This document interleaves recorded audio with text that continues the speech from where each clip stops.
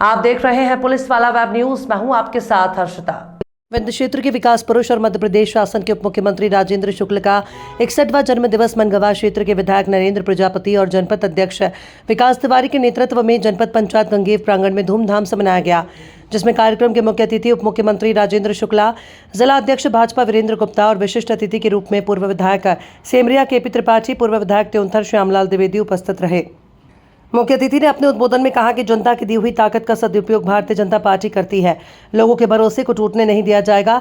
2003 से पहले मध्य प्रदेश को बीमारू राज्य कहा जाता था। मध्य प्रदेश में जब से भाजपा सरकार आई है तब से विकास के नए आयाम स्थापित हो रहे हैं।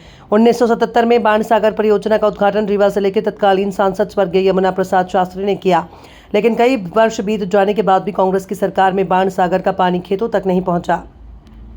धरती वीरभूमि, यहाँ राजनीतिक विरासत के लोग और राजनीति में बेहतर काम करने वाले लोगों का ऐसा ही सम्मान हमेशा होता रहा। तो उसी तारतम्य में आज हमारे मध्य प्रदेश के मुख्यमंत्री राजेंद्र शुक्ला जी के जन्म दिवस के अवसर जनपद पंचायत भवन का भूमि पूजन और अटल बिहारी वाजपेयी जी के सभागार का लोकार्पण का आयोजन किया गया है। और उसी तरह आज हमारे जनपद ने अटल जी के 100वीं जन्म जयंती पर 11 अटल सरोवर बनाने का संकल्प लिया है, जिसको फर्स्ट फेज का काम उसका पूरा हो गया है। जल संवर्धन को दृष्टिगत रखते हुए आज इस आयोजन पे आप लोगों ने देखा कि भारी संख्या में जन सैलाब उमड़ा। इसमें हमारे सभी भारतीय जनता पार्टी के एक कार्यकर्ता का सहयोग रहा और हमारे मनगवा के यशस्वी विधायक लगातार इसके लिए प्रयास करते रहे और हमारे सरपंच, सचिव, जनपद के कर्मचारी और जनपद के लोगों ने मिलकर इस आयोजन को सफल बनाया और जनता जनार्दन यहाँ उपस्थित हुई। मैं उनको अपनी तरफ से बहुत बहुत आभार व्यक्त करता हूँ और माननीय उप मुख्यमंत्री जी दीर्घायु जीवन की, सताई होने की ईश्वर से कामना करता हूँ। कि 17 अगस्त को माननीय उप मुख्यमंत्री जी मध्य प्रदेश शासन के श्री राजेंद्र शुक्ला जी का जन्मोत्सव हम लोगों ने यहाँ के जो कार्यकर्ता हैं उन सभी ने बहुत ही हर्षोल्लास के साथ मनाया। केक काटा और बेलवा पैकान से जहाँ से विधानसभा शुरू होती है वहाँ से हर 10 कदम पर लोगों ने स्वागत किया और केक कटवाया। बहुत ज़्यादा स्नेह लोगों का उनके प्रति रहा और यहाँ पर आपने देखा भी कि बिल्कुल तेल रखने की भी जगह नहीं थी।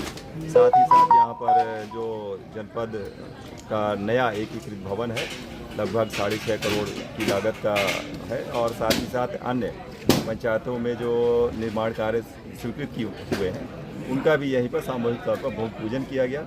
साथ ही साथ यहाँ का जो जनपद का सभागार है वो माननीय अटल बिहारी वाजपेयी जी के नाम से किया गया, जिसका माननीय उप मुख्यमंत्री जी ने लोकार्पण भी किया है। समस्त जनता जनार्दन यहाँ पर मौजूद थी। आशा कार्यकर्ताओं ने भी अपना यहाँ पर एक ज्ञापन दिया है। साथ ही साथ पेंशनर जो मतलब सोसाइटी के लोग हैं उन्होंने भी अपने समस्या बाबत ज्ञापन दिया है और माननीय जी से मैंने आग्रह किया है कि इन सभी समस्याओं को निराकृत करने का प्रयास करेंगे। और सर, शुक्ला जी राज्य मंत्री से लेकर उप मुख्यमंत्री तक का सफर तो तय कर चुके हैं, आगे आप उनको किस पद पर देखना चाहते हैं? भाई आगे तो हम सीधे राष्ट्रपति के पद पर देखना चाहते हैं। भाई ठीक है, हमारे यहाँ के नेता हैं, हमारे यहाँ के हैं और हम उन्हीं के साथ में उसी कॉलेज में पढ़ के मतलब आगे बढ़े और वो हमारे अग्रज हैं। तो एक संवैधानिक भी प्रक्रिया होती है और भारतीय जनता पार्टी में दायित्व जो है महत्वपूर्ण होता है। किसी को कोई भी दायित्व दिया जाता है, जैसे वर्तमान में मैं जनसेवक के तौर पर, विधायक के तौर पर कार्यरत हूँ। माननीय जी उप मुख्यमंत्री हैं, कई बार से मतलब वरिष्ठ मंत्री रहे, तो हम लोगों की तो उम्मीद बहुत बड़ी है। लेकिन एक भारतीय जनता पार्टी का जो प्रोटोकॉल है, जो मतलब संगठन है, उसके तहत हर व्यक्ति को उनकी योग्यता के अनुसार जिम्मेदारी दी जाती है। और मैं समझता हूँ कि माननीय उप मुख्यमंत्री जी, जिनके पास कई वर्षों का एक लंबा अनुभव है, बेहतर तरीके से पूरे प्रदेश को आगे लेकर के जा रहे हैं, जिसमें विंध्य का क्षेत्र है और विधानसभा मनगवा भी साथ ही साथ। एक सवाल, लगभग 5.5 करोड़ की लागत से भव्य जनपद का कार्यालय बने, इसका भूमि पूजन हुआ है। इसके लिए जो मंजूरी कराने में विधायक जी ने सफलता प्राप्त की है, नरेंद्र जी प्रजापति जी को मैं बधाई देता हूँ। इसके साथ ही कई विकास कार्यों का अटल सभागार यहाँ जनपद के बनाए, इसके लिए जनपद के अध्यक्ष और जनपद के उपाध्यक्ष से लेकर जितने जनपद के सदस्य हैं उनको बधाई देता हूँ कि अटल जी जो भारतीय राजनीति के शलाका पुरुष रहे हैं, भारत रत्न सुचिता की राजनीति के जो प्रतीक रहे हैं, उनकी स्मृति में कल उनका 100वां कल उनकी पुण्यतिथि थी और की स्मृति में जो ये भव्य सभागार बनाया है, ये विकास की ओर बढ़ते हुए हमारे मनगवा क्षेत्र का एक प्रतीक है। जनता आती है, जनपद में बहुत काम होते हैं। यदि अच्छा कार्यालय होता है तो अच्छा काम करने का मन करता है। अधिकारियों का, कर्मचारियों का, जनप्रतिनिधियों का, इससे इस प्रकार के कार्यालय की बड़ी आवश्यकता होती है। तो इस कार्यालय का लोकार्पण भी हुआ है और इसी प्रकार से करोड़ों के कार्यों का भूमि पूजन शिलान्यास आज यहाँ पर हुआ है। मुझे यहाँ पर आने का मौका मिला।